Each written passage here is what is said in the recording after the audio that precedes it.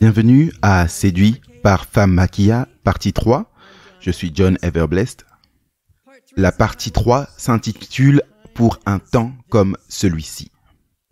La partie 3 ont les événements actuels et la vérité présente, droite et chirurgicale. Les événements présents demandent cela. Ok, avant de commencer, je vais vous donner une revue rapide de ce dont parle cette série en 3 parties au cas où vous n'étiez pas là. Séduit par Pharmakia, c'est une série en 3 parties qui nous montre que Dieu a donné des provisions abondantes dans la nature pour à la fois la prévention et la guérison des maladies. Cependant, les lois naturelles de santé de Dieu sont attaquées par un système de santé contrefait basé sur les médicaments, employant la tromperie et la force dans le monde entier. Dieu nous a avertis à ce sujet. Armé avec le message de santé et a présenté la meilleure méthode avec le sanatorium de Battle Creek. Maintenant, il nous rappelle à l'obéissance à sa loi naturelle et à un service actif dans sa défense contre les tromperies de Pharmakia. Très bien, la partie 3.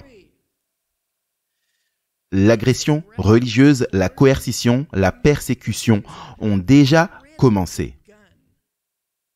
Alors que les lois de santé de l'homme entrent en conflit avec les lois de santé de Dieu. Une ligne a été tracée dans le sable et nous nous retrouvons à combattre une guerre sanitaire à la fin des temps. La santé et la médication forcée sont les sujets les plus agités sur la terre en ce moment, ce qui fait des lois de la santé de Dieu une vérité présente pour notre temps. Dieu nous appelle, 1. À combattre les tromperies de Pharmakia, 2. À prendre position pour la loi naturelle de Dieu, et 3. Montrer la meilleure voie pour un temps comme celui-ci. Une guerre mortelle de santé est menée à la fin des temps contre toute l'humanité et elle est combattue au nom et sous l'apparence d'une science médicale bienveillante. Et l'AMA mène la charge. Pour combattre intelligemment cette guerre sanitaire à la fin des temps, nous devons reconnaître quelles sont les armes formées contre nous. Ces armes sont redoutables. Elles ont prospéré sauvagement contre nous et le monde. J'examinerai seulement 6 de ces armes et ensuite ce que Dieu voudrait que nous fassions à ce sujet. Ok, arme numéro 1. La subversion médicale. La description classique de la subversion, c'est l'action d'une nation ennemie remplaçant astucieusement et systématiquement les valeurs d'une autre nation par un ensemble de valeurs contrefaites et inférieures. Cela affaiblira la nation en la rendant moins menaçante et lui permettra d'être renversée. Vous remarquerez que la subversion prend une multitude de formes dont nous faisons l'expérience maintenant. Le système de soins de santé hygiénique de Dieu basé sur sa loi naturelle et connu comme la meilleure voie a été sournoisement et systématiquement subverti par notre adversaire, convainquant l'homme de faire confiance à la chair plutôt qu'à Dieu. Cela permettrait à Satan de remplacer progressivement la meilleure voie par une contrefaçon de soins de santé de système, comme si la maladie était causée par une carence en produits pharmaceutiques. Disons simplement, c'est de la folie. La maladie est causée par une violation des lois divines de la santé de Dieu. Obéir à ces lois de la santé est le remède. Babylone prétend que ces poisons préviennent et ou traitent la maladie et qu'il n'y a pas de meilleur moyen et qu'il n'y en a jamais eu. Et si quelqu'un essaie de prétendre, ils seront censurés, poursuivis, persécutés et c'est encore pire s'ils pensent qu'ils peuvent s'en tirer parce que ça ne sera pas le cas. À nouveau, plus de décès ont été causés par la prise de médicaments que toutes les autres causes combinées. Cette subversion a été d'une efficacité terrifiante. Le rejet mondial de la loi naturelle de Dieu a déclenché une forte séduction sur le monde entier. Comment le savons-nous? Parce que les innombrables effets secondaires nocifs sont considérés comme normaux et acceptés, réellement acceptés. Est-ce qu'on est sérieux?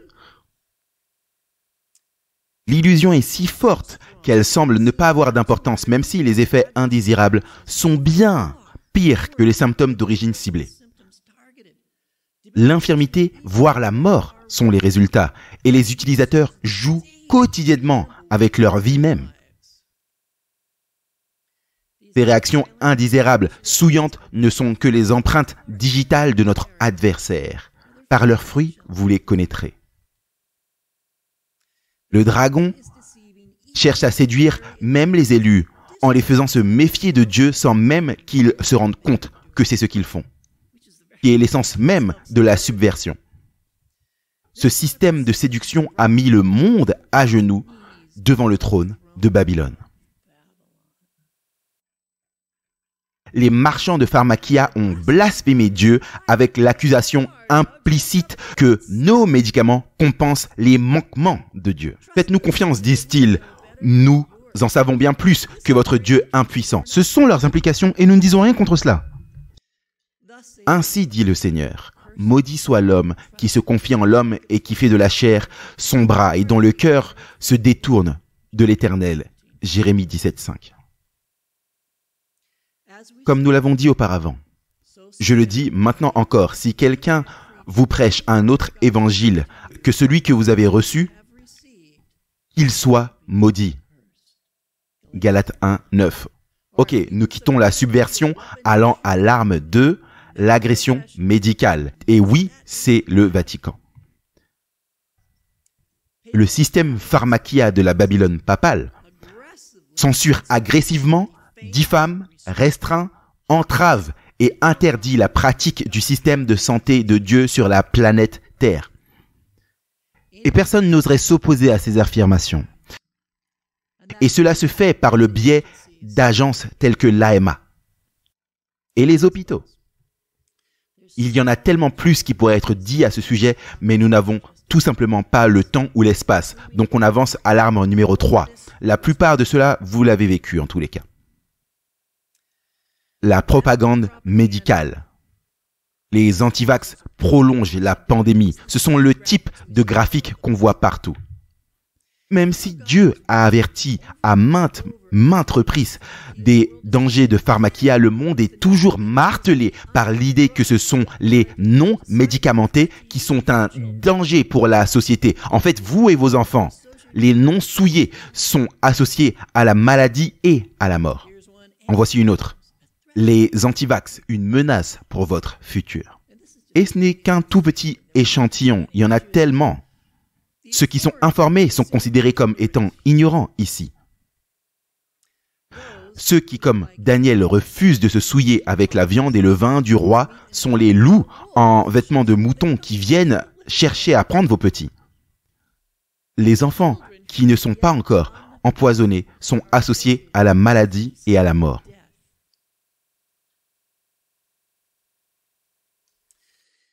Ça, c'est une citation. La seule pandémie que nous ayons est parmi les non-vax. Ils nous tuent.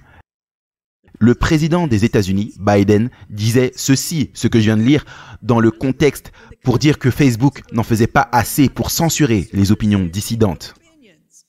18 millions d'informations censurées et il dit qu'ils n'en font pas assez. Qui sont les dissidents ? Les informés qui ne donnent pas leur consentement. Alors, le président des États-Unis a publié les noms des 12 dissidents les plus actifs en ligne. Qu'est-ce qu'il vient de faire ? Il a donné à ses téléspectateurs la permission de s'en prendre à ces 12 individus et entreprises. Et c'est ce qu'ils ont fait.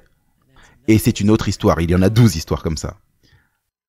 C'est effrayant et extrêmement dangereux. Un seuil prophétique a été franchi ici lorsque le président des États-Unis a menti de manière flagrante, nié la liberté d'expression par une censure illégale de masse et incite à la haine et à la violence. Oui, incite à la haine et à la violence. Et commence à parler comme un dragon pour mettre en place le programme pharmakia babylonien du pape. Il teste ses pouvoirs avec une propagande mortelle incessante. Une propagande mortelle. L'idée que ceux qui refusent la médication forcée causent la maladie et la mort est maintenant le récit dominant. Ce type de propagande a été utilisé historiquement avec un succès dévastateur et il a commencé avec la philosophie suivante. Ça sonne familier? Répétez un mensonge assez souvent et il deviendra la vérité. Voici une question. Quel homme européen tristement célèbre a prouvé que cette philosophie était vraie sans l'ombre d'un doute? Oui, vous le savez bien. Joseph Goebbels, le ministre des Lumières publiques et de la propagande pour l'Allemagne nazie. Goebbels a utilisé cette technique de mensonge répété souvent pour assassiner systématiquement 11 millions de juifs, sans compter les millions de soldats et de civils qui sont également morts. Il a fait exactement ce que le monde fait maintenant. Il a ciblé et associé constamment l'innocent à la maladie et à la mort. La photo que vous voyez ici, c'est un magazine de propagande nazi pendant toute la guerre. On le voit ici, le titre dit « Les Juifs sont notre malheur ». Le magazine déclare, je cite, « Nous combattons l'activité des Juifs en tant que race tuberculeuse affectant différentes nations et nous sommes convaincus que ces nations ne seront pas guéries tant que ce virus n'aura pas été éradiqué. Les Juifs étaient considérés comme le virus, comme nous le sommes maintenant. Les non-médicamentés sont considérés comme le virus, comme j'ai dit, tout comme nous le sommes. D'ailleurs, le propriétaire de ce magazine a été pendu au procès de Nuremberg pour sa propagande meurtrière incessante. Et je crois que cette génération est coupable de la même chose.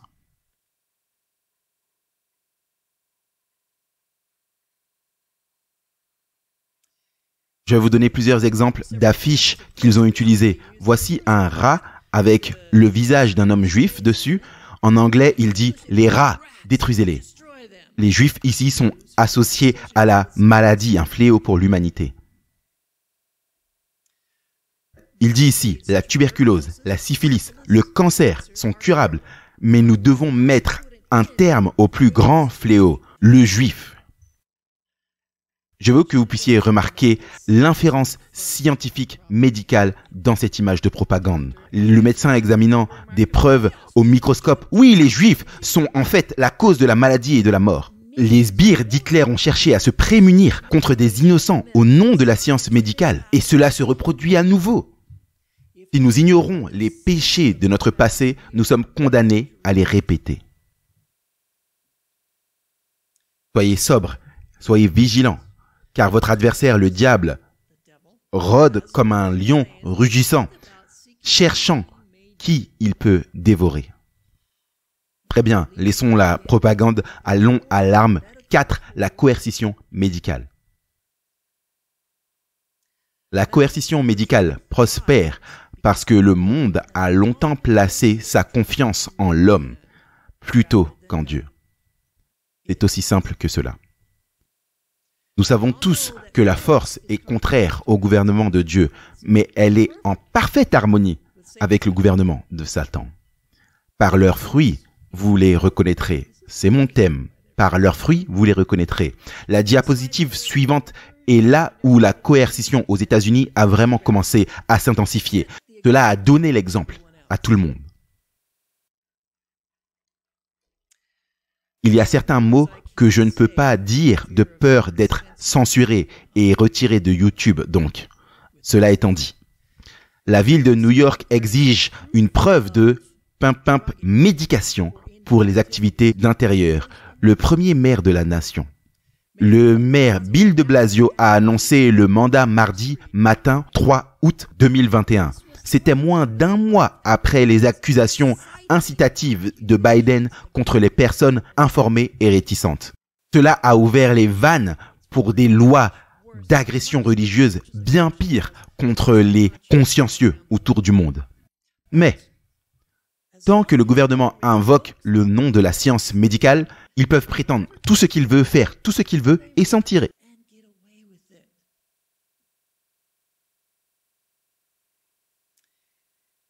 Le maire continue ici. Si vous voulez participer à notre société, vous devez vous médicamenter. Nous pensons qu'il est important de rendre clair que si vous êtes empoisonné, vous allez être en mesure de bénéficier d'énormément de choses. Vous allez vivre une meilleure vie. À côté de votre santé générale, vous serez en mesure de participer à beaucoup de choses. Mais si vous n'êtes pas empoisonné, il va y avoir de moins en moins de choses que vous serez en mesure de faire. Si cela semble vaguement familier, c'est parce que c'est le cas. C'est parce que cette tactique a été tirée des pages de Mein Kampf. Mein Kampf. C'est ce qu'Hitler a fait à ses propres citoyens pour les amener à rejoindre le parti nazi. Au lieu de pousser la médication, c'était l'adhésion. Et l'adhésion avait ses privilèges. Les Allemands qui refusaient de rejoindre étaient marqués et ciblés. Ésaïe 10:1. Malheur à ceux qui décrètent des décrets injustes et qui écrivent des arrêts d'oppression. Un langage intéressant, ne pensez-vous pas? Les lois sanitaires coercitives de l'homme sont maintenant en conflit direct avec les lois sanitaires de Dieu. Les lois sanitaires de Dieu nous interdisent de nous souiller avec quoi que ce soit d'impur. Les lois sanitaires de l'homme insistent pour que nous nous souillions avec l'impur en l'injectant directement dans nos corps. C'est la ligne dans le sable. Qui a tracé la ligne? Je pense que cette ligne est utilisée à la fois par les deux côtés. Les deux côtés utilisent cette ligne. Mais les ingrédients et les effets secondaires de pharmakia témoignent de leur nature impure et souillante, révélant leur statut de contrefaçon. Par leurs fruits, vous les reconnaîtrez. Donc, si l'ennemi de nos âmes devait choisir un seul type de médicament parmi les milliers de médicaments disponibles pour l'imposer à l'humanité, laquelle choisirait-il? Lequel choisirait-il? Le médicament le moins nocif ou le médicament le plus nocif? La santé est la porte d'entrée pour les deux camps de cette grande controverse. L'un pour guérir, l'autre pour tuer. La coercition. La coercition médicale a accéléré le rythme du déroulement régulier d'événements, prouvant que les derniers mouvements seront et sont rapides. La coercition impose de se tenir dans un camp ou dans l'autre, et c'est un test de loyauté pour les deux camps. Maintenant, expliquons cela. Avant que ce soit un test absolu de loyauté pour nous et que cela scelle notre destin, Dieu doit d'abord, par miséricorde, permettre à la médication forcée d'atteindre une crise afin que la pharmacopée de Babylone puisse révéler plus pleinement au monde sa véritable nature et son intention. Ces nouvelles médications forcées ont provoqué un flot sans précédent d'infirmités et d'effets indésirables et un taux de mortalité qui monte en flèche. Cependant, ces informations sont frénétiquement, systématiquement et illégalement censurées et entièrement ignorées. Par exemple, l'immunité naturelle, les lois naturelles, la raison, la logique, la science de la réfutation, l'effondrement de la société et des économies, les vies ruinées, les libertés perdues et l'incapacité à acheter et vendre. Tout cela, et même la preuve massive de son échec, semble justement inciter les marchands de pharmakia à promulguer des lois encore plus strictes pour forcer ces sorcelleries avec un zèle satanique toujours croissant. Les marchands d'enchantement ont révélé au monde leurs intentions néfastes, tout en prétendant de manière absurde nous sauver. Nous devons les connaître par leurs fruits, non par ce qu'ils affirment. C'est justement ça, non par ce qu'ils prétendent. Ils prétendent que si nous nous soumettons simplement, nous serons libérés de la souffrance et de la mort. Mais Dieu nous dit que plus de décès ont été causés par la prise de médicaments que toutes les autres causes combinées. Alors, qui allons-nous choisir de croire? L'homme a fait ce genre de prétention avant. Si nous nous conformons, nous serons libres de la souffrance et de la mort. Où avons-nous entendu cela? Où avons-nous entendu cela? C'est ça, c'est les portes du camp de concentration d'Auschwitz. Cette devise sur la porte a été installée sur la plupart des camps de concentration nazis. Cela signifie « le travail vous rend libre ». Ce qu'il voulait dire, c'est que le travail forcé vous rendra libre. Mais les nazis n'avaient aucune intention de libérer les Juifs. C'était une ruse. Ils les faisaient travailler, les affamaient, ils les faisaient geler jusqu'à ce que mort s'en suive et au final, les empoisonnaient jusqu'à ce que mort s'en suive. Tout comme les marchands de pharmacia affirment que la médication forcée nous rend libres de la maladie, alors qu'en fait cela nous empoisonne à mort, parce que Dieu nous a dit cela. Ellen White nous a dit cela. Vos propres yeux l'ont vu. Dieu nous a soigneusement avertis sur la vraie nature de pharmacia. Il a semé des preuves sur nos chemins. Donc, si nous nous sommes piégés par la sorcellerie, Dieu n'est pas à blâmer. Je crois que ce dévoilement de la sorcellerie est la dernière tentative de Dieu de réveiller son peuple comme d'un rêve, afin qu'il puisse une fois pour toutes fuir le commerce de la médication d'un coup. Les hôpitaux adventistes sont devenus des marchands d'enchantement depuis 1912 et Dieu nous rappelle à la réforme de santé de la loi naturelle avant que notre chandelier ne soit à jamais retiré. Dans ces dernières heures de test, ceux qui manifestent leur défiance envers Dieu en soutenant publiquement la sorcellerie forcée et ainsi la persécution, franchiront assurément cette ligne qu'on ne devrait pas franchir. Vous vous souviendrez qu'on nous dit que le refus de nous séparer de Babylone nous rendra participants de ses péchés et soumis à ses fléaux. C'est notre temps de test, les amis. Ceci étant dit, l'image de la bête parle déjà comme un dragon pour faire respecter l'agenda papal de la sorcellerie forcée. Malheureusement, le 25 octobre 2021, les dirigeants adventistes lui ont donné leur approbation officielle lorsqu'ils ont publié publiquement leurs documents soutenant la sorcellerie forcée par l'image de la bête. Pour être clair, soutenir la sorcellerie forcée, c'est soutenir la persécution. Lorsque l'Église, en opposition aux lois de Dieu, commence à jouer le rôle d'exécutant pour les mandats du gouvernement, c'est en fait former une image de la bête. L'Église en union avec l'État. L'Église n'a pas du tout à entrer dans le business de faire appliquer les décrets du gouvernement. Puisque les dirigeants supposent parler pour nous à ce sujet, nous devons en parler ici, maintenant. Le simple court extrait du document que je suis sur le point de vous présenter est une défiance publique, flagrante et qui dépasse les bornes à l'encontre de Dieu et de sa loi naturelle. Je crois que cette trahison ultime invite le jugement de Dieu. On nous dit que l'Église semblera tomber. Cette défiance publique de Dieu aurait-elle quelque chose à voir avec cela? Le document que je suis sur le point de vous montrer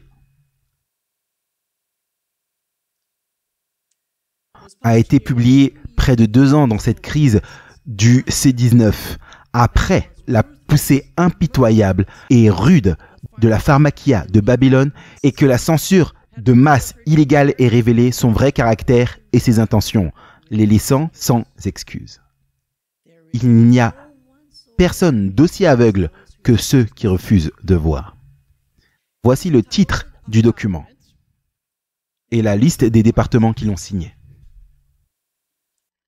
La conférence générale des églises adventistes du 7e jour réaffirme la réponse au C19. Soit dit en passant, ils l'ont rendu sonnant aussi officiel que possible. Un document. Silver Spring, Maryland, États-Unis, administration de la conférence générale, numéro 1, Institut de la recherche biblique, le département de la santé de la conférence générale, ça c'est pas une surprise, les affaires publiques et la liberté religieuse, ça c'est une surprise. Le bureau de la conférence générale et du conseil général et étonnamment l'université de santé de Loma Linda. Cela a été publié dans le réseau d'information adventiste. C'est l'agence de presse officielle de l'église adventiste du 7e jour. Comme je vous ai dit, ils ont essayé de le rendre aussi officiel que possible. Maintenant, gardez à l'esprit que le document, l'extrait suivant a été écrit dans le contexte de faire une mise au point pour ces pauvres membres adventistes qui se sont séduits eux-mêmes et s'opposent à la médication forcée et qui croient par ignorance qu'il s'agit d'une question de liberté religieuse. Vous devriez lire l'intégralité du document pour comprendre à quel point il était séparé du conseil de Dieu. Voici simplement la citation concernant la médication forcée. Je cite, « L'Église adventiste du 7e jour n'est pas opposée au mandat de sécurité publique et de santé du gouvernement. Ok, la soumission aux autorités gouvernementales est un principe biblique à moins qu'il ne soit en conflit avec l'obéissance à Dieu. Et la sorcellerie forcée qui souille nos corps n'entre pas en conflit avec la loi de Dieu? Sérieusement? Une forte séduction, mes amis, ne nous exempte pas des jugements de Dieu. Ésaïe 3:12. Ô mon peuple, ceux qui te conduisent te font errer et détruisent les voies de tes sentiers. Jérémie 6:16. Ainsi dit l'Éternel. Tenez-vous dans les voies et voyez et demandez l'ancien chemin. Où est le bon chemin? Et marchez-y et vous trouverez du repos pour vos âmes. Mais ils ont dit, nous n'irons pas, nous ne marcherons pas là-bas. Nous ne sommes pas un peuple au cou raide, pas du tout. Dans de nombreux cas, l'Église adventiste du 7e jour a soutenu les mandats du gouvernement et a appuyé les questions de santé et de sécurité. Comment est-ce que ça, c'est un élément dont il faut être fier dans son CV si ces mandats sont en conflit avec les mandats de Dieu? Si nous ne faisons pas partie des organisations sur la liste de surveillance du gouvernement, nous devrions avoir honte de nous-mêmes. Au lieu que les adventistes convertissent le monde aux lois de santé naturelles de Dieu, le monde a converti les adventistes aux lois de santé contre nature du dragon. C'est de la folie, rébellion, traîtrise, folie. Nous sommes hors du temps. Nous n'entrerons pas dans le royaume de Dieu dans un état de rébellion et de désobéissance.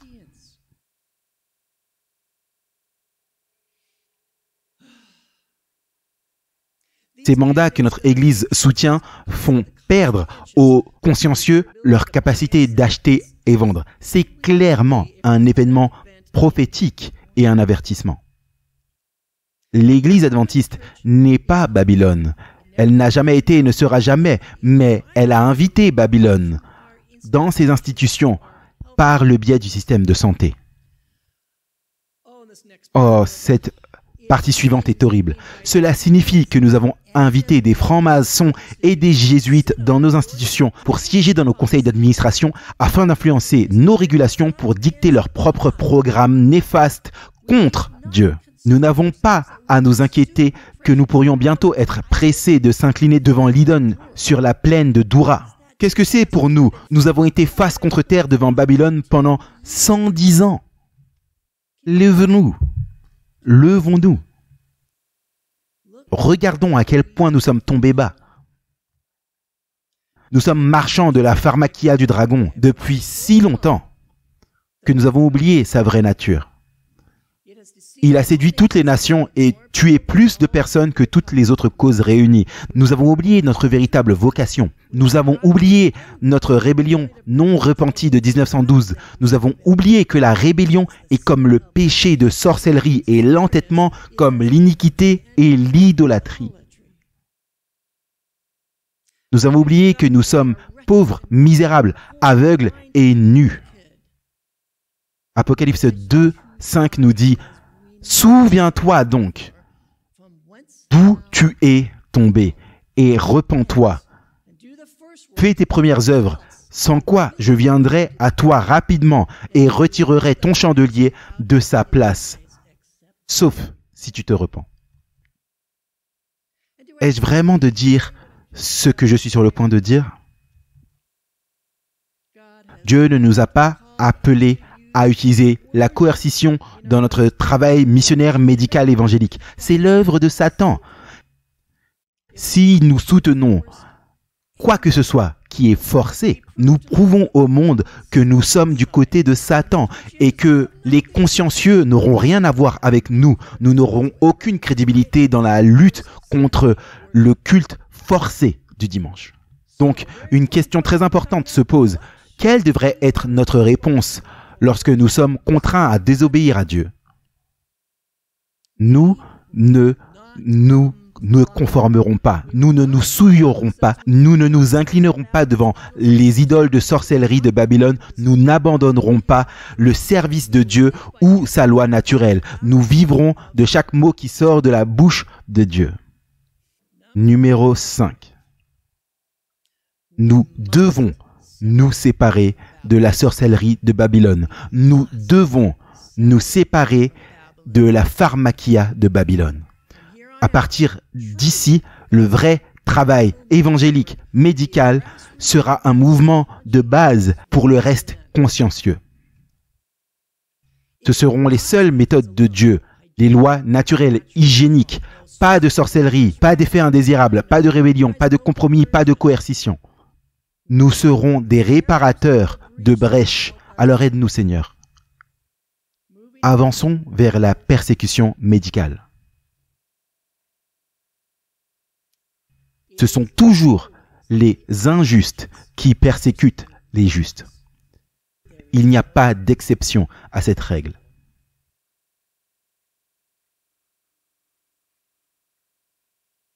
Vous pensez à toutes les implications de cela? Oui, moi aussi. Ceux qui refusent la souillure médicale sont diabolisés, craints, détestés, marqués. On leur refuse l'accès aux soins de santé, à la chirurgie, à l'éducation, aux emplois, aux voyages, aux lieux publics, aux restaurants, etc. Les non-médicamentés perdent systématiquement leur capacité d'acheter ou de vendre. Pouvez-vous sentir le souffle du dragon? Ouais. Dans certains endroits comme la France et les Philippines, d'énormes amendes ou de la prison pour se présenter en public sans médication et pour les commerçants qui les autorisent à entrer. L'Autriche et l'Allemagne ont confiné les non-médicamentés et les événements en Australie sont terrifiants. L'Autriche et l'Allemagne n'ont pas bien appris leur leçon. Il est clair que les États-Unis ne sont pas le seul pays qui parle comme un dragon.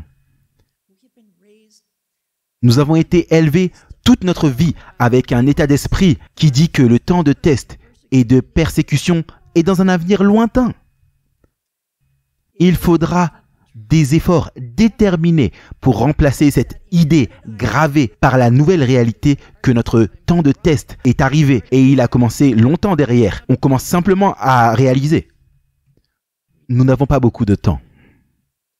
Nous savions que la persécution religieuse arrivait. Nous ne savions tout simplement pas que ça allait commencer par les lois de santé de l'homme. Les lois de médication forcée mettent en place le réseau même nécessaire pour appliquer les lois du dimanche. Ça, c'est la porte d'entrée.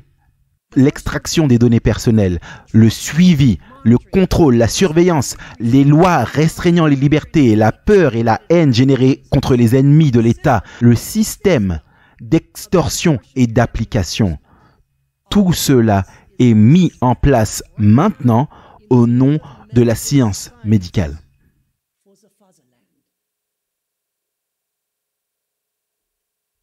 L'agenda de médication forcée, c'est là où la propagande moderne de Joseph Goebbels a été mise en place, testée et affinée en vue de la solution finale contre ces observateurs détestés des commandements. Ce n'est pas loin. Difficile à croire ? 11 millions de Juifs ont eu du mal à croire parce que ça était impossible de croire que les hommes pouvaient être aussi mauvais. Mais on sait maintenant. Donc, les Juifs sont restés dans les villes, ils portaient leurs étoiles jaunes, ils obéissaient aux montagnes de mandats contre eux, ils se sont conformés, ils sont morts. Nous ne pouvons pas nous conformer pour sortir de la tyrannie. Préparez-vous, préparez-vous, préparez-vous. Resserrez les rangs, resserrez les rangs, resserrez les rangs. La position contre la loi du dimanche a déjà commencé. Elle a commencé avec la bataille Pharmakia. C'est la porte d'entrée de Babylone pour arriver à l'observation forcée du dimanche. Si nous ne nous levons pas maintenant, nous ne nous leverons pas pour le test de la loi du dimanche. Ceux qui refusent le dernier appel de Dieu à retourner à l'obéissance à sa loi naturelle seront trouvés inaptes à supporter la crise du dimanche et le temps de trouble. Cela ne nous aidera pas de nous conformer aux décrets sataniques conçus pour nous tromper ou nous forcer à désobéir à Dieu. La bête babylonienne forçant Pharmakia est impitoyable. Cette bête ne peut jamais être apaisée. Ce n'est pas une nouvelle. Elle trompe toutes les nations, elle cherche notre destruction comme un lion cherche qui il va dévorer. Si Dieu lui-même a placé ses avertissements sur cet enchantement de la fin des temps dans le livre d'Apocalypse, dans les écrits d'Ellen White, alors nous pourrions être absolument sûrs que la sorcellerie qui nous est imposée en ce moment est un breuvage de sorcières conçu avec des intentions génocidaires. La médication forcée et l'approche latérale vers les camps de la mort nazis. Vous pensez que c'est une déclaration fanatique sauvage peut-être ? La déclaration fanatique et sauvage de Dieu selon laquelle les produits pharmaceutiques tuent plus de gens que toutes les autres causes combinées prouve que ma déclaration fanatique et sauvage est vraie. Nous avons tellement peur des déclarations des théoriciens du complot sauvage. Mes amis, les adventistes devraient avoir leur doctorat en théorie du complot. Nous en savons tellement. Nous devons faire confiance à Dieu alors qu'il nous fait sortir de ce terrain interdit. C'est la guerre sanitaire de la fin des temps de Satan, destinée soit à nous détruire, soit à nous empêcher de prendre position pour la loi naturelle de Dieu et ses lois d'adoration. Ce qui se passe dans le monde maintenant, avec l'anarchie, la censure, la persécution par rapport à la médication forcée, c'est la blitzkrieg totale de la fin des temps de Satan sur notre santé et notre capacité à prendre position. Sa multitude d'agents anarchiques ont été activés et vous avez vu et vous savez ce qui se passe. Ce qui nous amène à l'arme 6, la dernière. Le 2 mai 2020, plus de 103 médecins holistiques ont été systématiquement assassinés alors qu'ils avaient pris publiquement position contre Pharmakia et promu les remèdes naturels. 2 autres médecins ont rejoint ce club avant même que ce soit un club. Le docteur Zane Kaim, le médecin adventiste qui avait écrit le livre Lumière du Soleil en 1980. Il a été poussé d'une falaise. Dr Max Gerson de la thérapie Gerson guérissait des centaines de cas désespérés de tuberculose et de cancer utilisant un régime végétalien et des jus. Les médecins traditionnels ont dit à ces patients de rentrer chez eux et de mourir. Ils n'avaient aucune chance, ils étaient au-delà de tout espoir de guérison. Eh bien, Gerson a été empoisonné en conséquence. Et il le savait, il s'est testé lui-même. Il y a des lois de l'homme qui défient les lois naturelles de Dieu. Et puis, il y a simplement l'anarchie.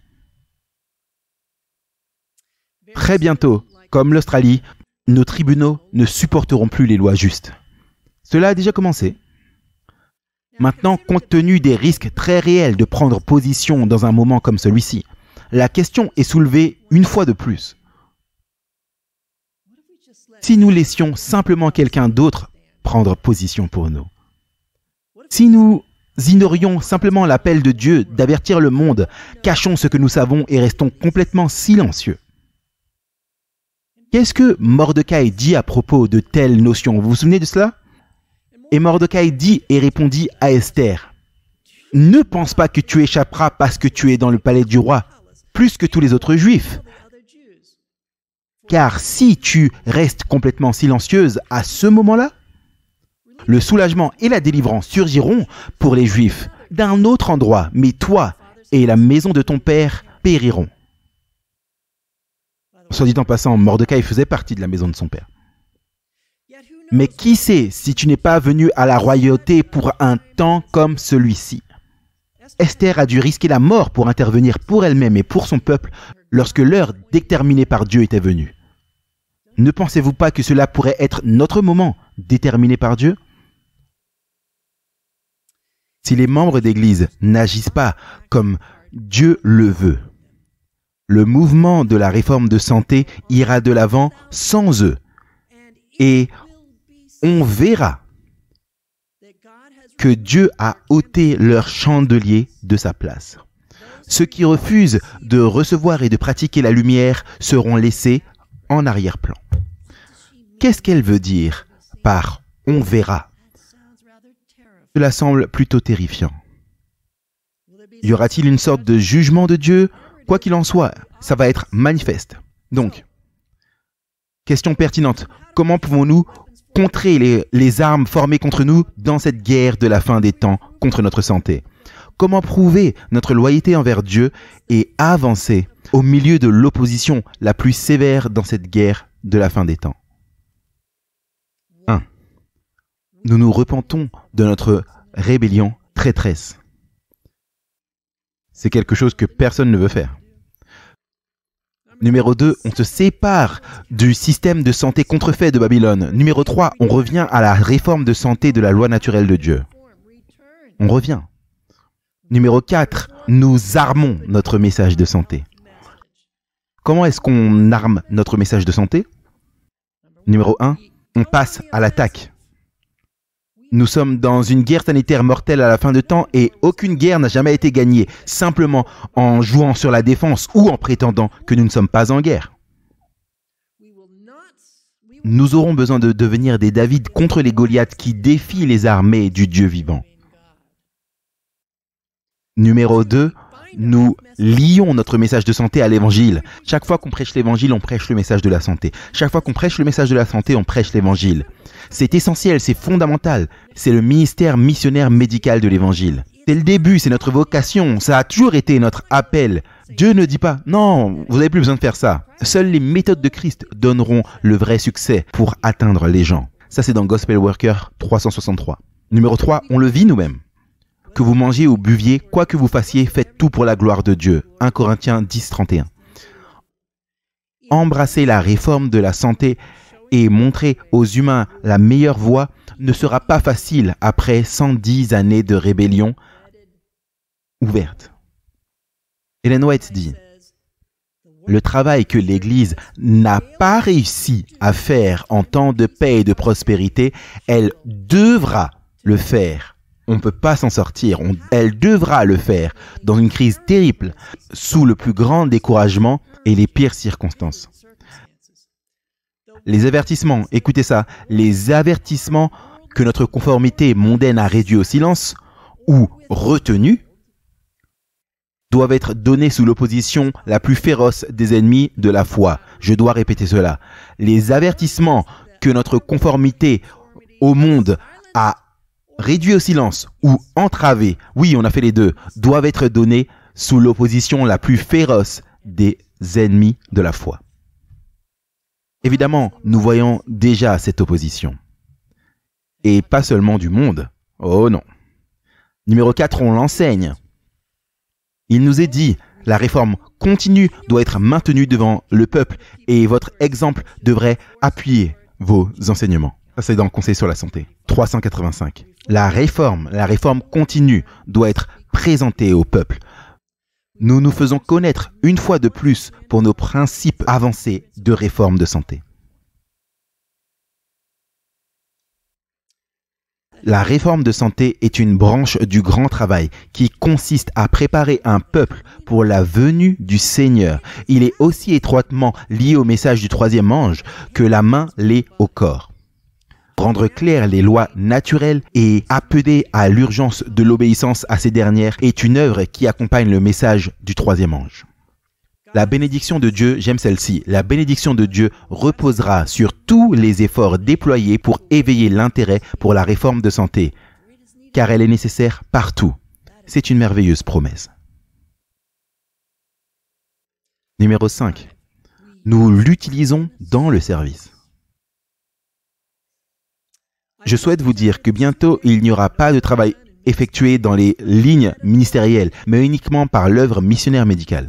Vous savez qu'elle décrit une église souterraine, pas vrai? Pas de 501 C3 requis, aucun contrôle de l'AMA. Vous savez, on peut maintenant entendre ce rythme d'événements réguliers menant à cette église souterraine.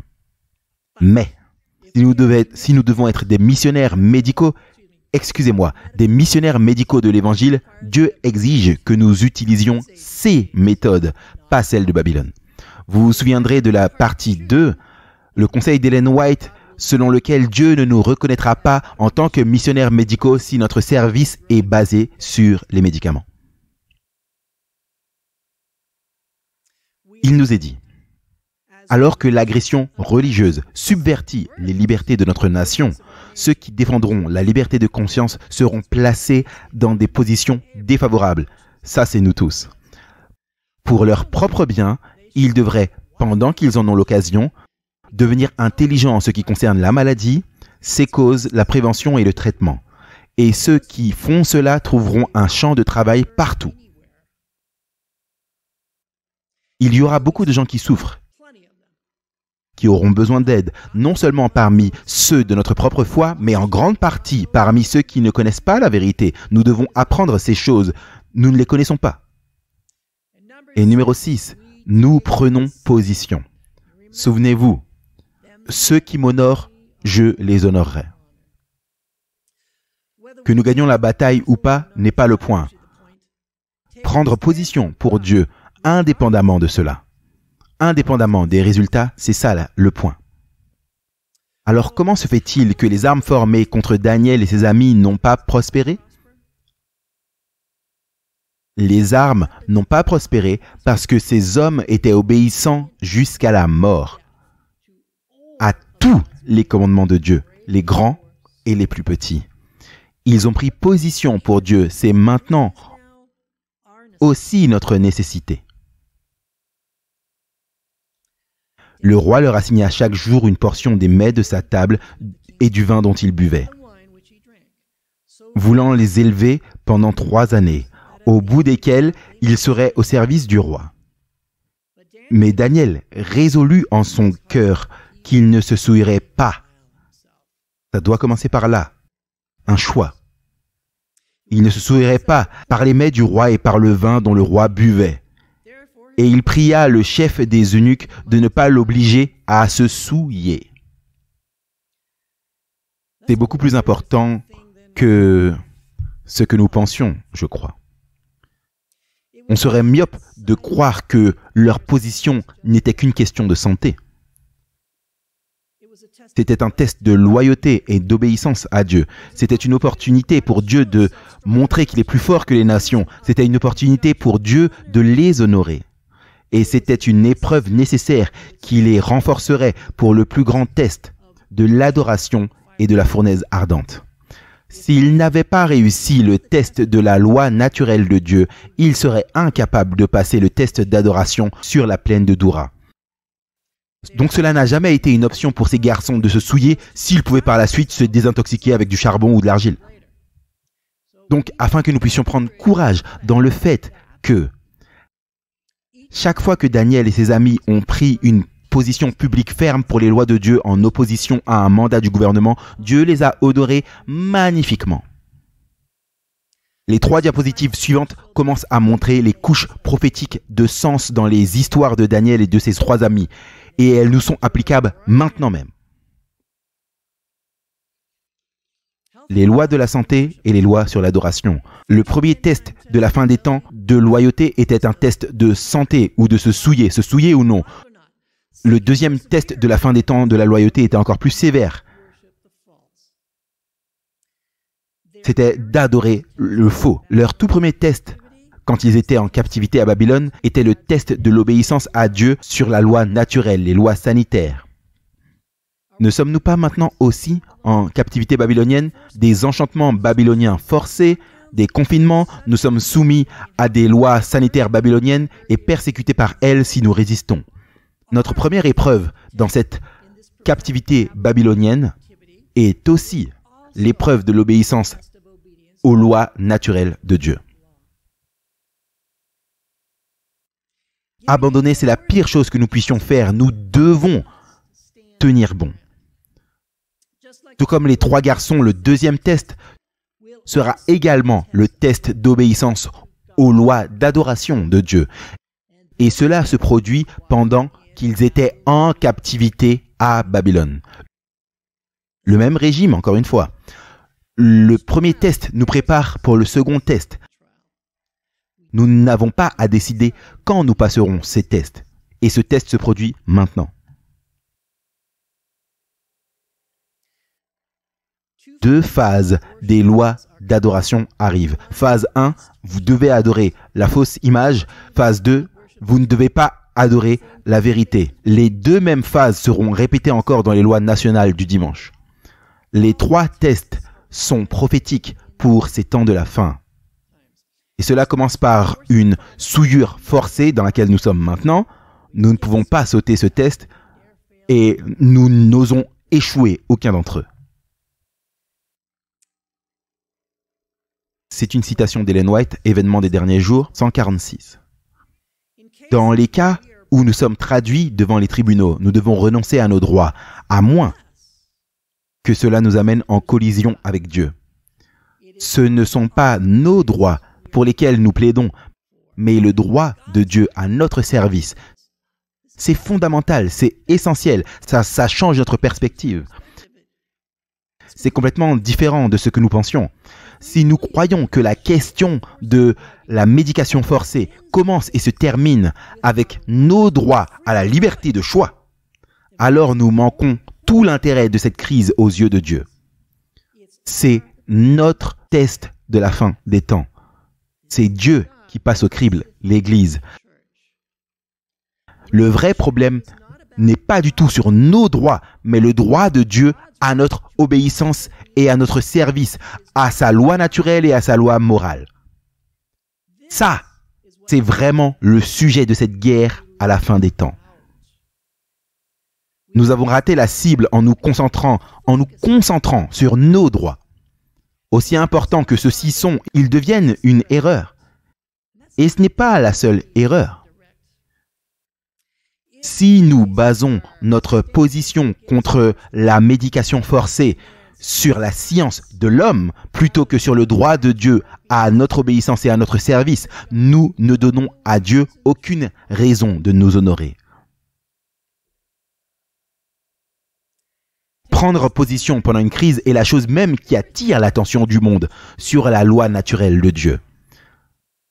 C'est le temps de Dieu de briller à travers ses serviteurs obéissants. Voici ce qu'Ellen White a à dire sur l'opportunité de la crise. C'est également essentiel. C'est dans le plan de Dieu que le grand sujet de la réforme de santé soit agité et que l'opinion publique soit profondément poussée à faire des recherches. Est-ce qu'une résistance biblique à cette médication forcée en temps de crise serait la chose même qui remue profondément l'esprit de l'opinion publique afin qu'ils enquêtent sur la réforme de santé de Dieu? Une résistance basée sur la Bible, pas une résistance basée sur la science, basée sur nos droits, une résistance basée sur la Bible. C'est en fait notre magnifique opportunité. Dieu veut que la vérité test soit mise au premier plan et devienne un sujet d'examen et de discussion, même si c'est par le mépris qu'on lui porte.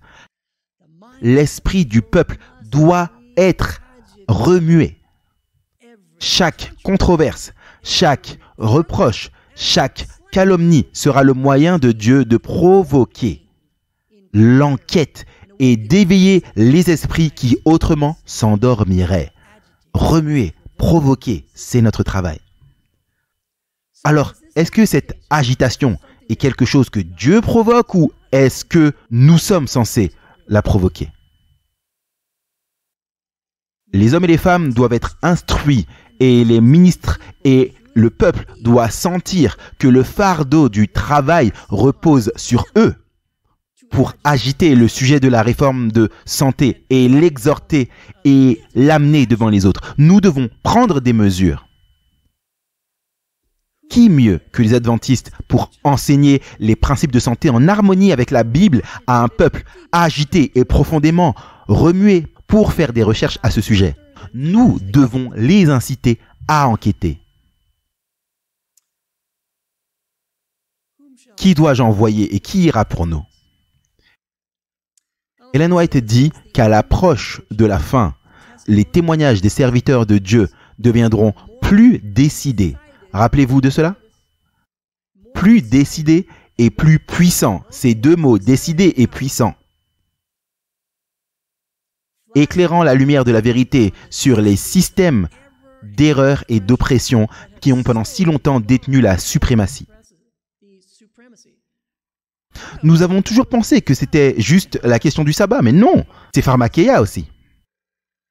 Le Seigneur nous a envoyé des messages pour cette époque afin d'établir le christianisme sur une base éternelle et tous ceux qui croient à la vérité présente doivent être en position. Pas dans leur propre sagesse, mais en Dieu. Ceux-ci seront enregistrés dans les livres du ciel en tant que réparateurs de brèches, restaurateurs de chemins. Nous devons maintenir la vérité car c'est la vérité face à l'opposition la plus amère. En cette crise de fin des temps, Dieu nous demande: qui dois-je envoyer et qui ira pour nous?